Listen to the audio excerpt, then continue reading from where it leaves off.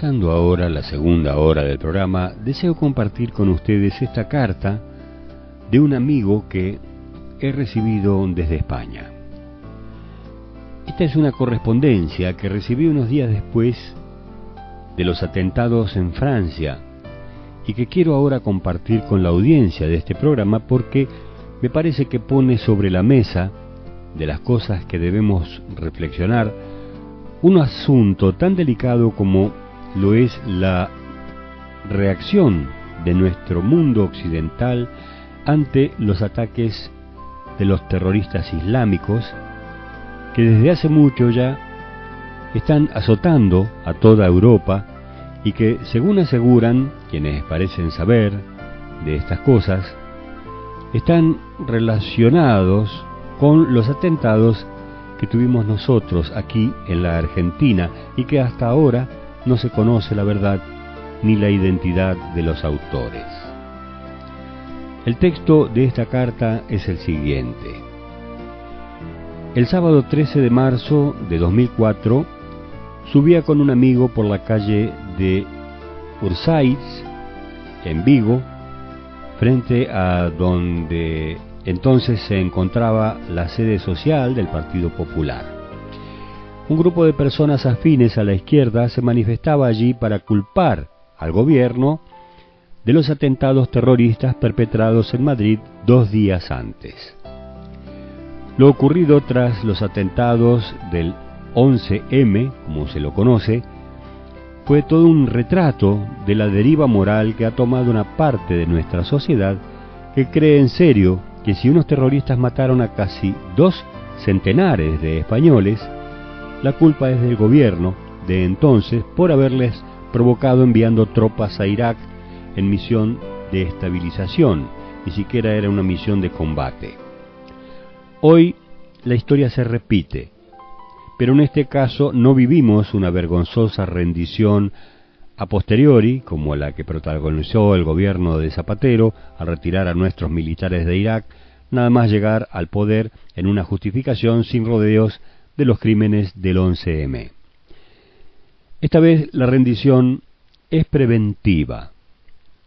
Es como si España estuviera diciéndoles a los terroristas: tranquilos, tomamos nota del 11M y no volveremos a meternos con vosotros, no os vayáis a enfadar. Esta vez el gobierno escurre el bulto eludiendo una respuesta a Francia después de que ésta pidiese ayuda para combatir a los terroristas del ISIS tras los recientes atentados en París. La ultraizquierda asume sin rodeos los deseos de los terroristas, pidiendo que no se les combata, porque de hacerlo podrían atentar en nuestro suelo. Estamos ante una rendición preventiva en todos los frentes políticos y con una triste minoría defendiendo nuestra dignidad como nación.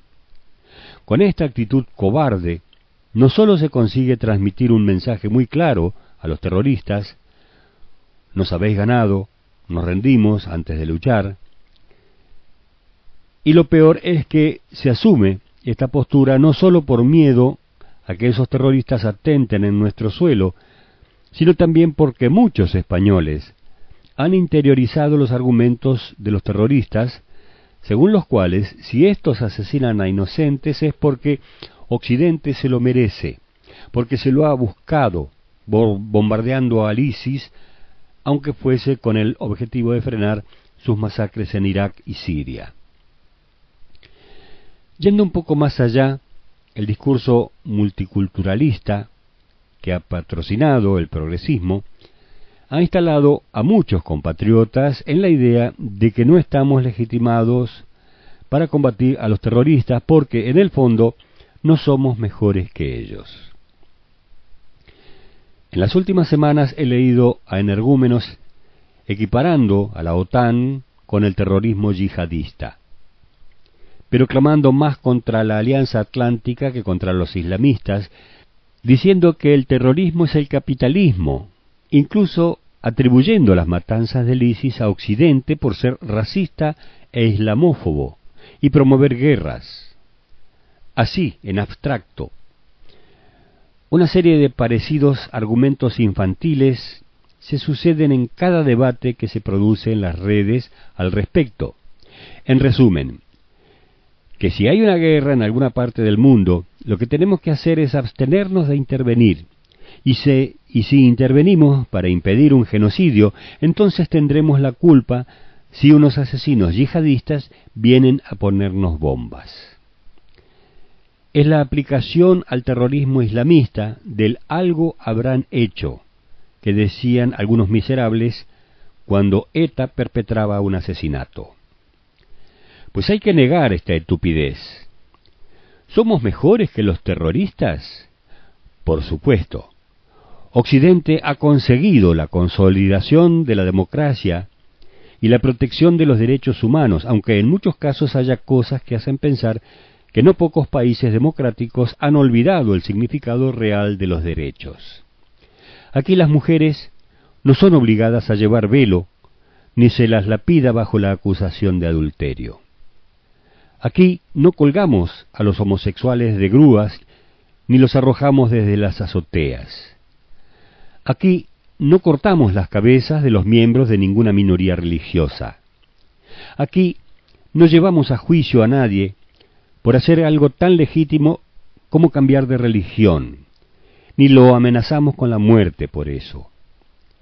Las democracias occidentales tienen muchos defectos, sí, tienen muchas cosas que deben mejorar, y en ellas vemos cosas que nos provocan vergüenza, pero ni de lejos podemos aceptar que se nos compare siquiera con unos bárbaros sin ningún escrúpulo y que desprecian por completo todo lo que significa el respeto a la dignidad humana. Por supuesto, no vamos a vencer al yihadismo mientras no tengamos clara nuestra superioridad frente a él. En este sentido, debemos plantearnos de una vez que equiparar a Occidente con estos terroristas es, en realidad, un modo de justificar el terrorismo.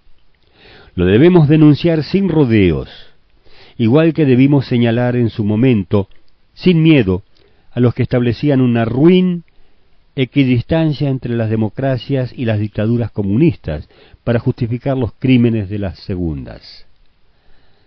No podemos admitir que mientras Europa está siendo atacada por unos criminales, haya personas que les justifican poniéndonos en la misma altura que ellos. Nosotros somos mejores y tenemos el deber de derrotarlos, porque si no lo hacemos, estaremos repitiendo el error cometido en el siglo pasado, cuando el mundo miró hacia otro lado mientras los nazis arrebataban sus derechos más elementales a los judíos en Alemania. Lo que vino después fue consecuencia lógica de dejar que los totalitarios persigan, acosen, maltraten y maten impunemente a todo un colectivo humano, a toda una colectividad judía europea, de Alemania y otros países por donde pasó el nazismo con su ejército. Y eso es exactamente lo que se viene produciendo en Oriente Medio, con el ISIS ante la indiferencia de tantos. Como dije antes de leer la carta, esto es para pensar y reflexionar. Cuando vemos que vendrá tormenta, nos apresuramos a cerrar puertas y ventanas, bajar las cortinas, cerrar postigones, poner los autos bajo techo por si cae granizo. O si vamos a salir de casa, también tomamos precauciones. Nos fijamos que quede todo bajo llave, puertas y ventanas bien cerradas. Encendemos alguna luz, aunque sea de día, porque quizás volvamos de noche. Y hasta dejamos alguna radio encendida para que parezca que hay alguien en la casa. Todo esto, en cierto modo, lo tomamos como parte de la prevención que tenemos todos. Pero, ¿y qué pasa con estas amenazas reales que nos resistimos a considerar como ciertas y verdaderas, como lo que son? No es que vayamos a tomar las armas, ni mucho menos, no. Pero pensemos si no adherimos a este pensamiento de si esto le ocurre a Occidente por algo será, algo habrá hecho. Y mezclado con eso, nos inclinamos a ver a los terroristas como gente con razones para hacer lo que hacen, que es decapitar, matar masivamente y captar a los hijos de Occidente para enviarlos a la muerte en nombre de Alá, atados a una bomba. Dejar a la humanidad sin el rico tesoro cultural milenario que han dinamitado en Egipto. Meterse en guerras sin considerar que los escudos humanos que utilizarán serán mujeres y niños de las ciudades ocupadas por la fuerza. En fin, como dije, hay mucho para pensar y reflexionar si uno quisiera hacerlo y ver en qué lugar está uno parado respecto a esto.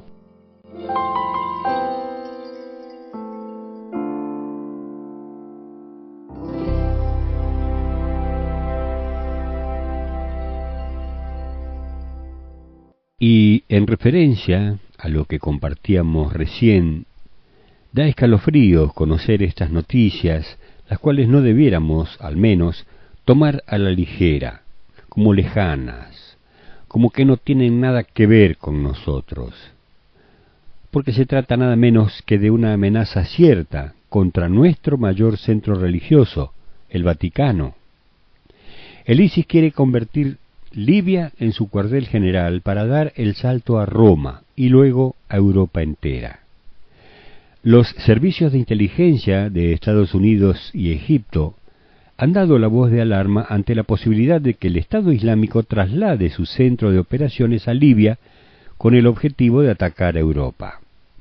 El Estado Islámico pretende utilizar Libia aprovechándose el caos reinante en el país para extender el terror desde allí a África y Europa, continente del que apenas se separan unos cientos de kilómetros a través del mar Mediterráneo. Estos servicios de inteligencia de Estados Unidos y Egipto, país fronterizo, han dado la voz de alarma de que incluso en un futuro cercano podría convertirse en el centro de operaciones principal del grupo terrorista.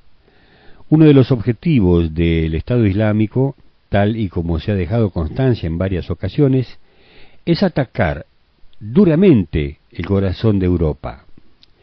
Roma sería ese golpe de efecto, la capital del catolicismo y símbolo del cristianismo. Cabe recordar que Libia está situada apenas a 350 kilómetros de la costa de Italia. En estos momentos, tal y como informa Tempi, los servicios de inteligencia de Egipto barajan la posibilidad de que el líder del Estado Islámico, Abu Bakr al-Baghdadi, se traslade a Libia en caso de que aumente la ofensiva occidental en Siria e Irak. El apoyo de Boko Haram. En el país africano los terroristas han consolidado su presencia y controlan zonas del país. De hecho, en la ciudad de Sirte, Estado Islámico, tiene su Raqqa, la capital del autodenominado califato en Siria.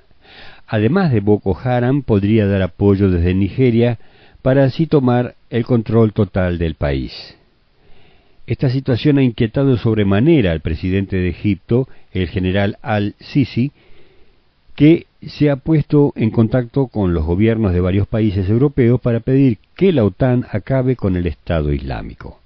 Mientras tanto, Egipto ha constatado la presencia en Libia del ex coronel de las fuerzas iraquíes de Saddam Hussein y que tras su derrocamiento fue uno de los líderes de Al-Qaeda. Dado por muerto por Estados Unidos, los egipcios afirman que ha llegado a Libia junto a otros líderes del ISIS. El Vaticano, objeto prioritario del ISIS.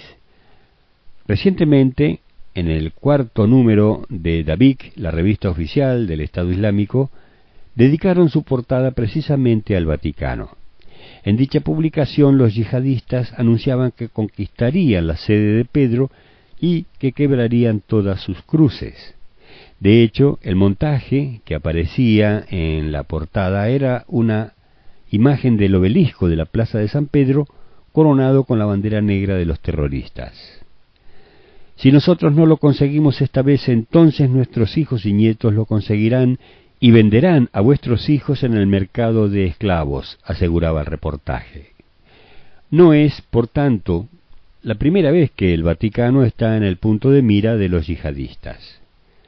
El pasado mes de septiembre, los servicios de inteligencia italianos interceptaron una conversación telefónica entre dos hombres que hablaban en árabe, en el que uno de ellos hablaba entusiasmado de una acción espectacular en la Santa Sede.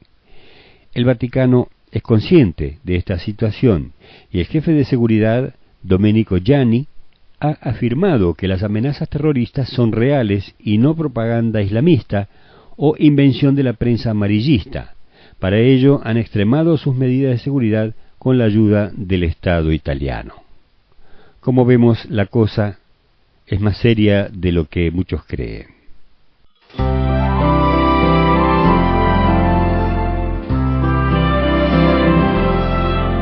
Usted está escuchando el programa Las Uvas del Lagar, de la Pastoral de Comunicación y Difusión de la Parroquia Espíritu Santo de El Talar.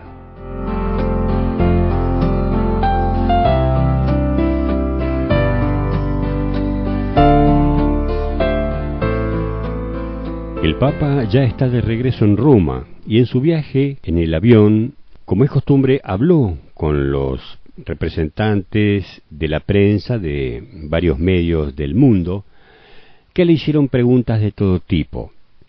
Esta es la conferencia de prensa completa de 1 hora que el Papa dio al regresar de su gira por África, donde habló sobre su exitosa primera gira a ese continente, un continente mártir de la explotación de parte de otras potencias.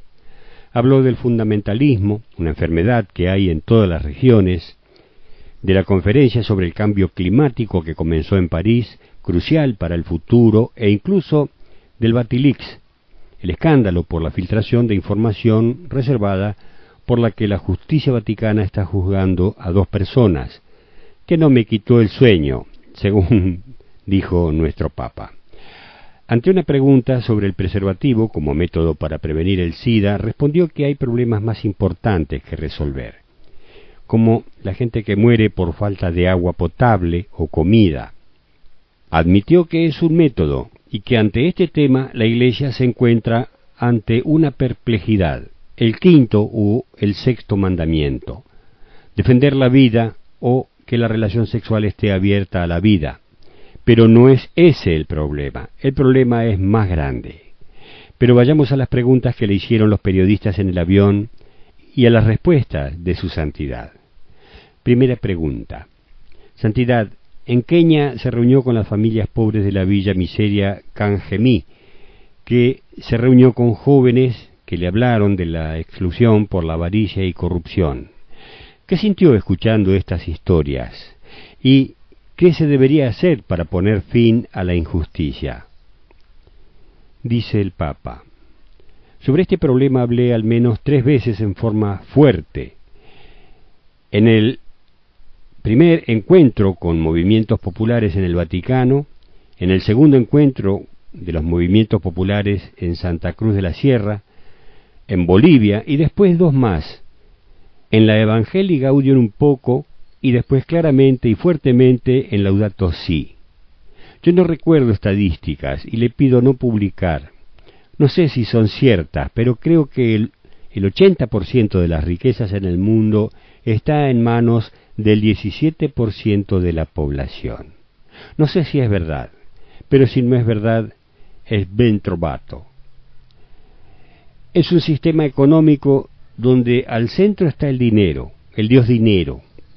Recuerdo una vez que me reuní con un gran embajador, hablaba francés, y me dijo esta frase, no era católico.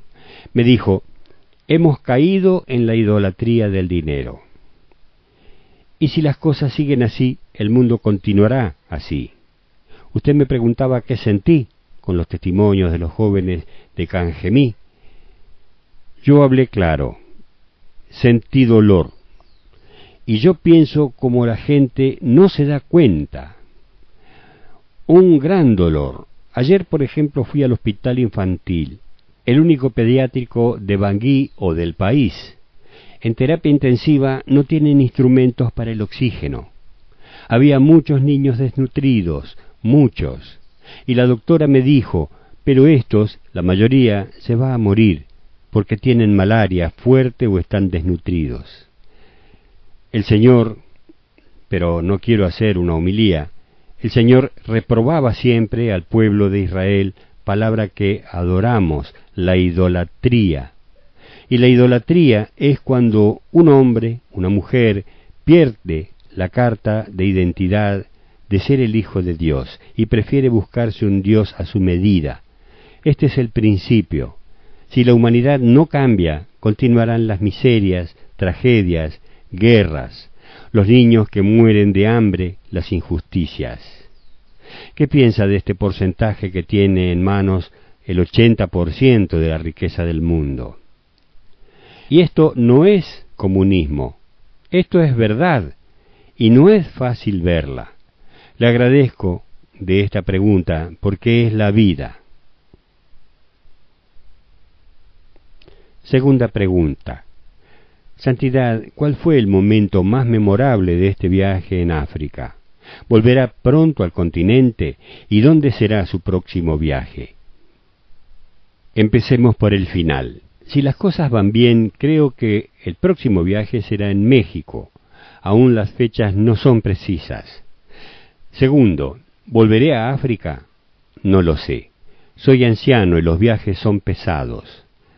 Y la primera, yo reflexionaba, esa multitud, esa alegría, esa capacidad de festejar, de hacer fiesta con el estómago vacío.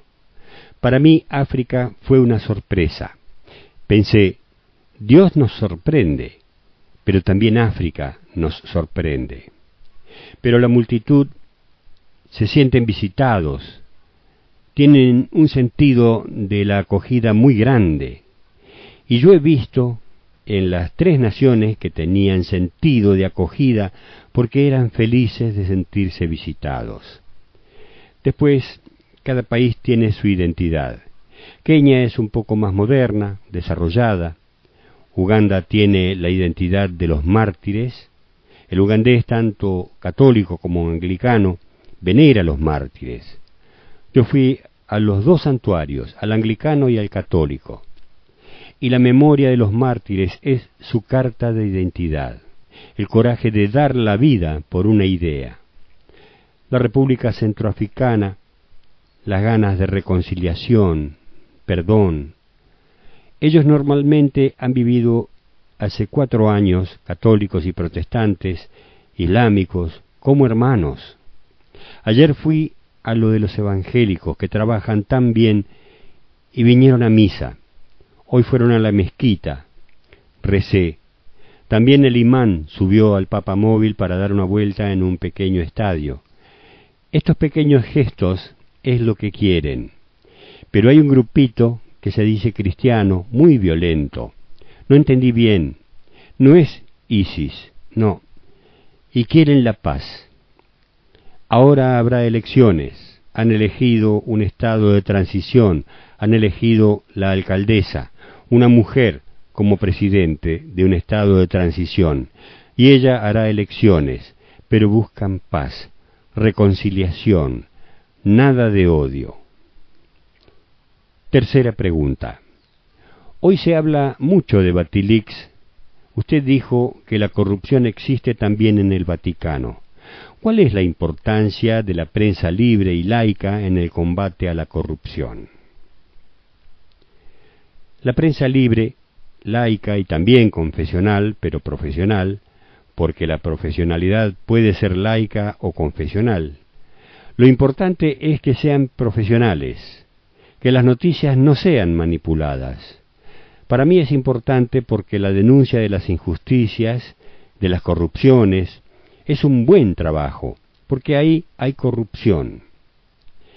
Y después, el responsable debe hacer algo, ir a juicio, a tribunal. Pero la prensa profesional debe decir todo, sin caer en los 3 pecados más comunes. La desinformación, decir la mitad, no decir la otra mitad, la calumnia y la difamación, que es decir cosas que quitan fama. Estos son los tres defectos que atentan contra la profesionalidad de la prensa. Pero tenemos necesidad de profesionalidad, lo justo, y sobre la corrupción, ver bien los datos. Después, un periodista que es muy profesional, verdadero, si se equivoca, se disculpa. Es muy importante. Cuarta pregunta.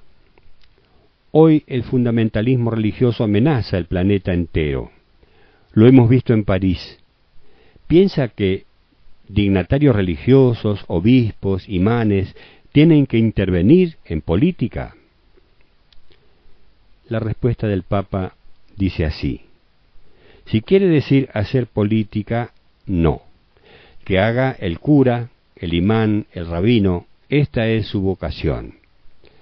Pero si hace política indirecta con la prédica de valores, valores verdaderos.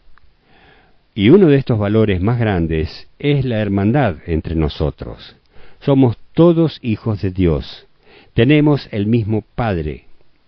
Y en ese sentido, debe hacerse política de tolerancia, palabra que no me gusta, pero que tengo que usar. Pero no solo, también unidad, reconciliación, convivencia, amistad. El fundamentalismo es una enfermedad que hay en todas las religiones. Nosotros los católicos tenemos algunos, y no algunos, tantos que se creen con la verdad absoluta, y van adelante ensuciando, con calumnia, difamación, y hacen mal. Y esto lo digo porque es mi iglesia, también nosotros, y debemos combatirlo. El fundamentalismo religioso no es religioso porque falta Dios, es idolátrico. Hacer política en el sentido de convencer a esta gente que tiene esta tendencia es una política que debemos hacer los líderes religiosos. Pero el fundamentalismo termina siempre en tragedia, en atentado, es algo malo, pero viene en todas las religiones un poco. Quinta pregunta. Mientras estábamos en Bangui hubo una nueva audiencia del proceso a Lucio Ángel Vallejo Balda y a Francesca Chauquí. ¿Por qué estos dos nombramientos? ¿Por qué en su proceso de reforma han entrado estas personas? ¿Cómo fue posible que dos personas de este tipo entraran? ¿Cree que cometió un error? Creo que hubo un error. Vallejo Balda entró por el cargo que tenía, era secretario de la Prefectura de Asuntos Económicos. ¿Y cómo entró ella? No estoy seguro, pero creo que, si no me equivoco, no estoy seguro, pero fue él que la presentó como alguien que conocía el mundo de las relaciones comerciales. Han trabajado, y cuando terminó el trabajo, miembros de esa comisión, que se llamaba COSEA, quedaron algunos en su lugar en el Vaticano. Balda se quedó, pero la señora Chauquí no quedó en el Vaticano. Algunos dicen que ella se enojó por esto, pero son los jueces que nos dirán la verdad sobre las intenciones de cómo lo han hecho.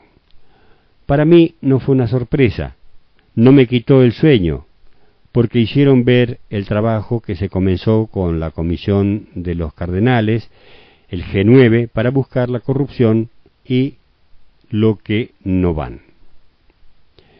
Pero la palabra corrupción, 13 días antes de la muerte de San Juan Pablo II, en ese Via Crucis, el entonces cardenal Ratzinger, que lo guiaba, habló de las suciedades de la Iglesia. Él denunció eso, fue el primero. Luego muere Juan Pablo II, se convirtió papa, pero en la misa Proeligendo, la que abre el cónclave, él era el decano, habló de lo mismo, y lo elegimos por esa libertad de decir las cosas. Y desde ese tiempo que en el Vaticano hay quien habla de corrupción. Sobre este juicio yo les di a los jueces las acusaciones concretas, porque lo que importa para la defensa es la formulación de acusaciones. No leí las acusaciones concretas y técnicas. Yo hubiera querido que esto terminara antes del 8 de diciembre, con el año de la misericordia, pero creo que no se podrá hacer porque yo quisiera que todos los abogados que defienden tengan tiempo de defender, que haya libertad sobre esto. La corrupción viene de lejos. Sexta pregunta. ¿Cómo piensa proceder? Agradezco a Dios que no esté Lucrecia Borgia, pero seguirá con los cardenales con la corrupción para limpiar. Séptima pregunta. Gracias por lo que ha hecho por mi país, Colombia, y por lo que ha hecho en el mundo. Pero hay una pregunta puntual. Yo quisiera preguntarle algo específico que tiene que ver con ese cambio de ajedrez político que hubo en América Latina, que ha llevado incluso a que Argentina, en su país, el señor Macri, después de 12 años de kirchnerismo, esté cambiando un poco. ¿Qué opina de estos nuevos cambios, de cómo está, de alguna manera, tomando el rumbo la política latinoamericana, el continente del cual usted viene? Yo escuché alguna opinión, pero la verdad es que esta geopolítica, en este momento, no sé qué decir. En serio, no sé. Porque hay problemas en varios países en esta línea, ¿no? Pero en serio, no sé cómo comenzar. No sé por qué. Hay varios países latinoamericanos en esta situación de cambio de rumbo, esto es verdad, pero no sé explicarlo. Octava pregunta. El SIDA golpea duramente a África. La cura significa que la gente vive más tiempo, pero la epidemia continúa. Solo en Uganda el año pasado hubo 135.000 nuevas infecciones del HIV y en Kenia es peor. El HIV es la mayor causa de muerte en África. Su Santidad, usted se reunió con niños seropositivo en África y escuchó un testimonio conmovedor en Uganda, pero dijo poco sobre la cuestión. Sabemos que la prevención es clave. También sabemos que los preservativos no son el único modo para detener la epidemia, pero es parte importante de la respuesta. ¿No es tiempo de cambiar la posición de la Iglesia en este sentido para permitir el uso de los preservativos para evitar nuevas infecciones? La pregunta se me hace demasiado pequeña. Me parece también una pregunta parcial. Sí, es uno de los métodos. La moral de la Iglesia se encuentra, pienso, en este punto frente a una perplejidad. El quinto o sexto mandamiento, defender la vida, o que la relación sexual esté abierta a la vida. Pero no ese es el problema. El problema es más grande. Esta pregunta me hace pensar a los que preguntaron a Jesús una vez, «Dime, maestro, ¿es lícito curar en sábado?» Es obligatorio curar, pero la desnutrición, la explotación de las personas, el trabajo esclavo, la falta de agua potable, estos son los problemas. No hablemos si se puede usar tal curita o tal otra para una pequeña herida. La gran herida es la injusticia social, la injusticia del ambiente, la injusticia de la explotación y la desnutrición. Eso es. A mí no me gusta bajar a preguntas, a reflexiones tan casuísticas cuando la gente muere por falta de agua y de hambre, de hábitat. Cuando todos estén curados o cuando no estén estas enfermedades trágicas que hace el hombre, tanto por la injusticia social como para ganar más plata, pienso al tráfico de armas, cuando no existan estos problemas, se puede hacer esta pregunta. ¿Es lícito curar en sábado? ¿Por qué se siguen fabricando las armas y traficando con armas? Las guerras son el motivo de la mortalidad más grande, yo diría, pero no pensar si es lícito o no es lícito curar en sábado.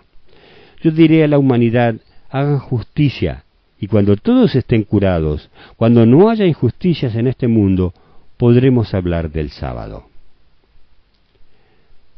Novena pregunta. ¿Cuál es la posición del Vaticano sobre la crisis entre Rusia y Turquía? ¿Piensa ir a Alemania el año que viene? El año pasado prometí a los 3 patriarcas ir. La promesa está. Después, las guerras.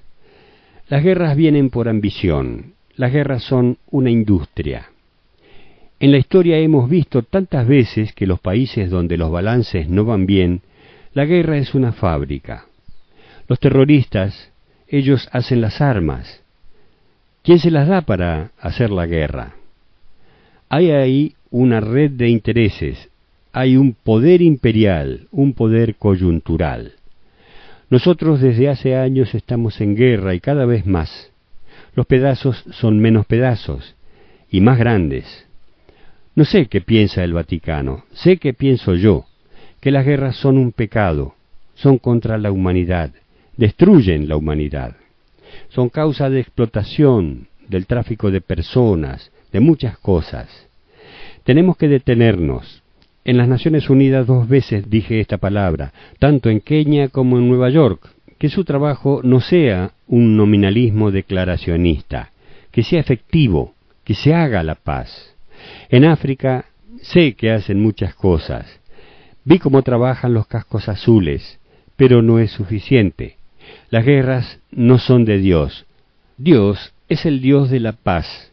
Ha hecho el mundo, ha hecho su trabajo. Dios hizo al hombre. Después, según el relato bíblico, un hermano mata a otro. La Primera Guerra Mundial entre hermanos. 10ª pregunta. Hoy comienza en París la conferencia sobre el cambio climático. Usted ha hecho un gran esfuerzo para que todo salga bien, pero ¿no esperamos demasiado de esta cumbre mundial? ¿Será la COP21 el comienzo de la solución? No estoy seguro, pero puedo decir que es ahora o nunca. Desde la primera conferencia, que fue en Tokio, hasta ahora se hizo poca cosa. Y cada año los problemas son más graves. Hablando en una reunión con universitarios sobre cuál mundo queremos dejarle a nuestros hijos, uno dijo, ¿pero usted está seguro de que habrá hijos? Estamos al límite de un suicidio, para decir una palabra fuerte. Y estoy seguro de que casi la totalidad de los que están en París tienen esta conciencia, quieren hacer algo. El otro día leí que en Groenlandia los glaciares perdieron miles de millones de toneladas. En el Pacífico hay un pueblo que está comprando en otro país tierras para mudarse, porque en 20 años este pueblo no existirá más. Yo tengo confianza de que esa gente hará algo, porque diría que estoy seguro que tienen buena voluntad, y espero que así sea, y rezo por ellos. Pregunta número 11. ¿Qué dice el Islam de las enseñanzas del profeta Mahoma al mundo de hoy? Se puede dialogar, ellos tienen muchos valores, y estos valores son constructivos. Pero yo también tengo la experiencia de amistad con un islámico, es un dirigente mundial, podemos hablar de los valores. Yo rezo, él reza. Tantos valores, la oración, el ayuno. No se puede cancelar una religión porque hay algún grupo, o muchos, en un cierto momento de la historia del fundamentalistas. Es verdad, guerras de religión siempre hubo en la historia. También nosotros debemos pedir perdón. Catalina de Medici no era una santa.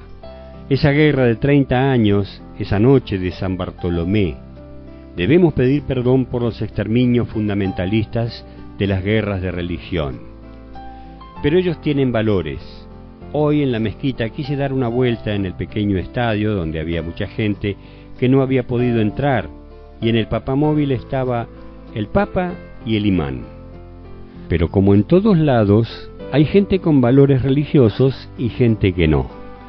Pero ¿cuántas guerras, no solo de religión, hemos hecho los cristianos? El saco de Roma no lo hicieron los musulmanes. Tienen valores. 12ª pregunta. ¿Qué le dice al mundo que piensa que África sea solo víctima de guerras y destrucción? África es víctima. África siempre fue explotada por otras potencias. De África vendían a América los esclavos. Hay potencias que solo buscan tomar las grandes riquezas de África, el continente más rico del mundo, pero no piensan en ayudar a hacer crecer el país y que todos tengan trabajo. África es mártir de la explotación en la historia. Los que dicen que de África vienen todas las calamidades o todas las guerras no entienden bien el daño que le hacen a la humanidad ciertas formas de desarrollo. Por eso yo amo a África, porque África fue víctima de otras potencias. Hasta aquí el reportaje.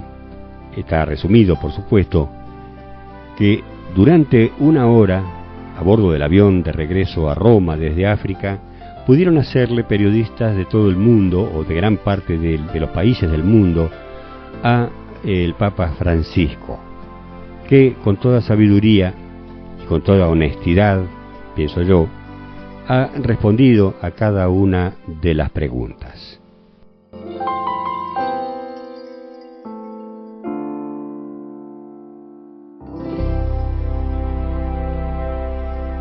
Y ya casi en el final de nuestro programa de hoy, quiero leerles este breve resumen de una carta de Monseñor José María Arancedo, arzobispo de Santa Fe y presidente de la Conferencia Episcopal Argentina, con motivo del Adviento.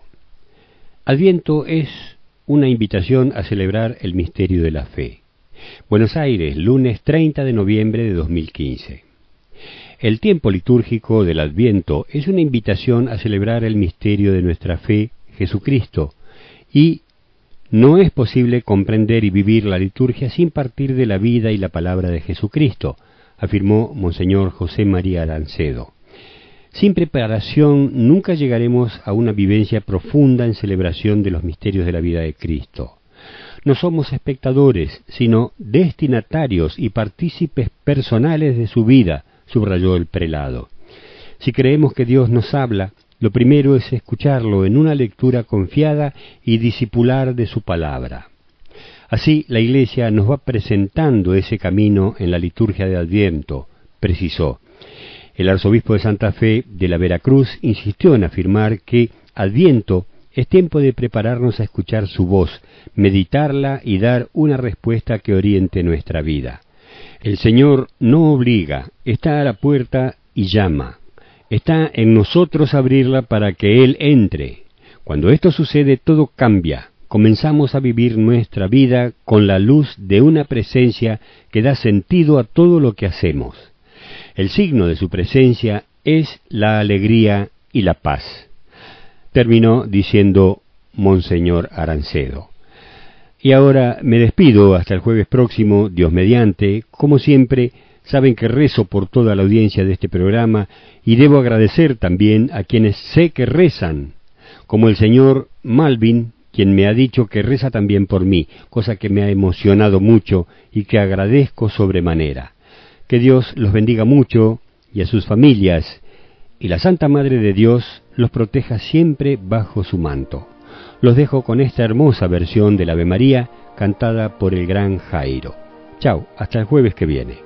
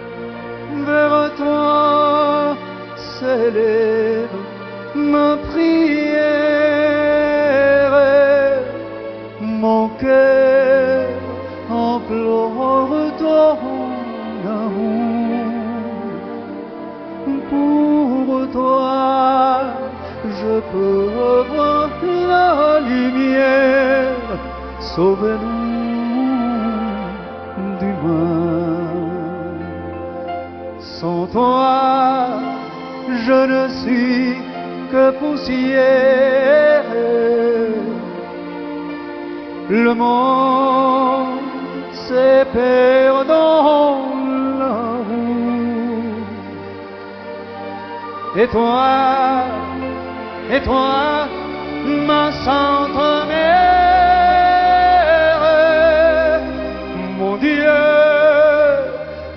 ton visage doux.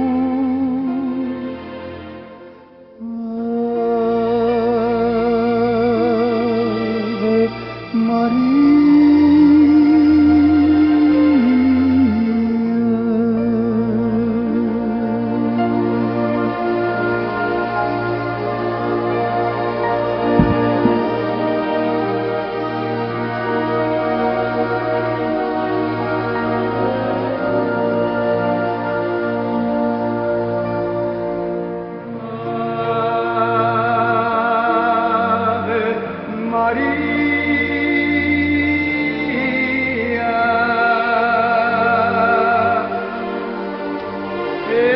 eres la madre del amor. Por ti hoy se eleva mi plegaria, por ti mi canto es una oración.